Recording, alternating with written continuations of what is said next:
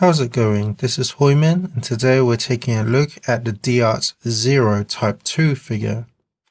So the front of the box, you have this nice X that goes across the figure. It looks really cool. And you have the names and logos, and then you have the window to see the figure inside. And then onto the top, you can see a bit more inside. The side has a nice illustration of the figure. The other side, another illustration of the figure. And the bottom has some Japanese legal stuff. And then the back, which shows two poses and also shows what faces the figure comes with. So to open the box, you just simply slide open the side flap. And then you just pull out the figure like so. So first up, you do get some instructions just showing what the figure comes with, how to operate the accessories. But I don't want to open it since I want to leave it in its packaging, but it's very self-explanatory. In the inside there's also promotional art for the tiger and bunny figure arts, but by the time this video comes out, these figures would have been out for many years. But it's cool to just show what's coming out at the time. It's just promoting more figure arts and the Hong Kong shop as well. And to open the figure, you just simply slide open. And to open the figure, you just simply lift open the front cover. And then you do the same for the second layer. And there we have the figure all together with its accessories. So here's the actual figure, and again it's a very nice sculpt. All the paintwork on him is very nice and clean. And it's quite a simple sculpt overall, but it's very well done. And very clean as well. And then all the paintwork is very clean on him, like the yellows and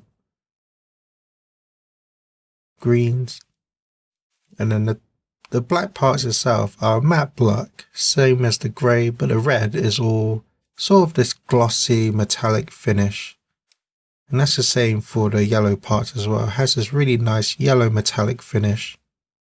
And then the white parts as well, all sort of a pearly white metallic as well. So it looks very nice overall.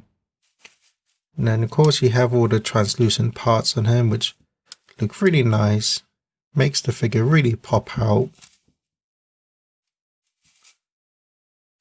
And then moving on to the face, definitely captures the look of the character really well.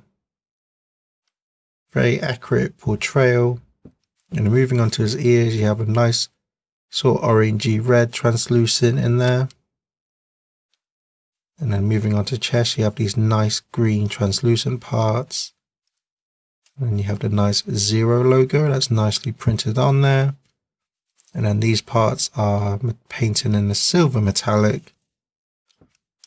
Same for the buster. It's got this nice gold metallic as well as an orange shot in there. And you got the nice green. And then for these bits, they're only painted in metallic green. It would have been nice if they were translucent as well, but it still looks nice overall.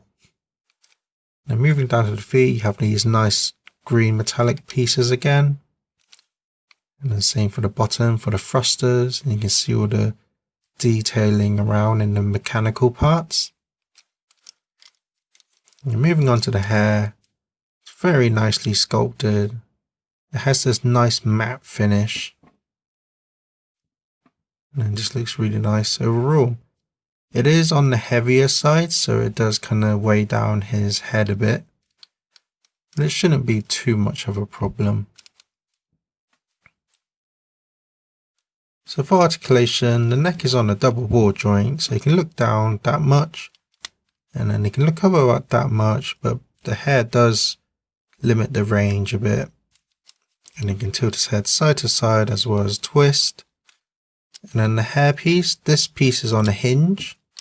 So you can move that hair up and down slightly and then it's also on a swivel at the end, so you can rotate that hair slightly as well.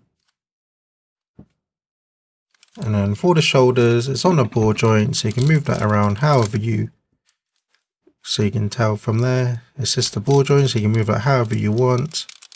And then the shoulder pad itself is kind of on a hinge, so you can move that out of the way to not limit the range of articulation.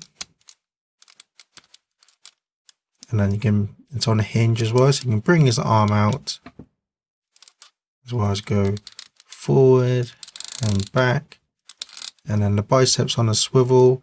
And I'm happy that they actually changed the swivel on this, because for the D-Art X figure I reviewed, the connecting from the shoulder to the bicep is actually up here. And I said that it's a very brittle joint in there, that the arms can easily break off, but it looks like they've actually separated it from the black and silver for Zero. So it kind of has this much stronger joint in there. So I'm happy that they actually addressed that issue. And then the elbows themselves is on a double joint, so you can move that arm really up, and then this floating piece sort of cups around the joint. So it kind of tucks in when you straighten the arm out. So it's a very cool design there. And then the wrist is on a double ball joint, so you can move that around, but it is a bit restricted to the armor here. And then the torso is on a double ball joint, so you can lean forward that much, lean back that much. You can tilt side to side, also twist. And then the hips are on hinges, so you can bring his leg out about that much. And this silver piece is sort of a floating piece, so it kind of follows along with the leg when you move the joint. So you can kick forward, and you can see how it really brings it forward. And kick back. And then there's also a swivel there. And then like the elbows, the knee is on a double joint, but there's this piece that cups around the joint. So it looks really cool overall. And then the ankle is on a double ball joint, so you can really tilt his foot all the way back. And then because of the double joint in there, you can bring his leg out, and then you can really kick forward with it. And then you can swivel side to side as well as twist. And I think my core complaint with the figure is the joint for the hair. Because it's so close to the body, whenever you move the head around, it can sometimes get caught on the sharp edges of the shoulder pads. That's why there's a few scratches in there. So if I move his head, it can just really get snagged on these shoulder pads. Just be mindful when you do pose this figure of the shoulder pads can scratch the hair. But other than that, the figure has all the articulation you'd expect the D-Arts figure to have. And even despite his bulky armor, he's still the range in him is still really good and doesn't really impede much. So you should be able to get all the poses that you'd like the figure to have. And that's the figure. Let's take a look at the accessories. So for accessories, he comes with a default face, which is just a blank stare. He also comes with a gritting face looking to his right. And he also comes with a shouting face. And then he comes with a pair of fists. And then he also comes with an interchangeable arm to swap out for the buster. Comes with a pair of hands to hold his weapon. And 2 open palmed hands. He comes with his bean saber, which looks really nice. The blade itself is a translucent blue, and it's got some nice shading in there from darker blue to lighter blue, so it looks really nice. And the handle itself is painted in a gold metallic paint with the metallic tip as well. And then it can also be removed. And what that's for is so that you can slot it into his back like so. And then the tip can be removed as well. and that's so that you can slot it into his hand, like so. And he comes with another beam saber, but this time the tip is pointed and it is actually really sharp, so got to be careful when handling this blade. But other than that, it's exactly the same.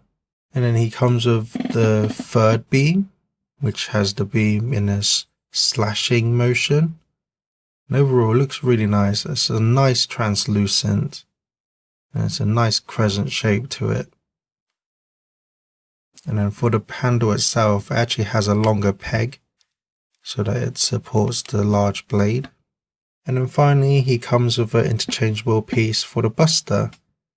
And this is the piece that is hollow in the middle so that you can attach some buster pellets to his accessories. But they don't come with zero though, so you have to kind of obtain them from the Megaman X figure. So my final thoughts are, if you're a huge fan of this character or the video game itself, then I highly recommend this figure. It's well made, very accurate representation, nice use of translucent parts, and is very well sculpted and painted. And he's also very well ranged in articulation and comes with a decent amount of accessories. But by the time this video goes up, he is quite an older figure, so the price for him has gone up quite a bit since release. But again, with all the things I already said, and if you are a fan, then I highly still recommend getting this figure. But that's my review. Thank you for watching and enjoy some pictures.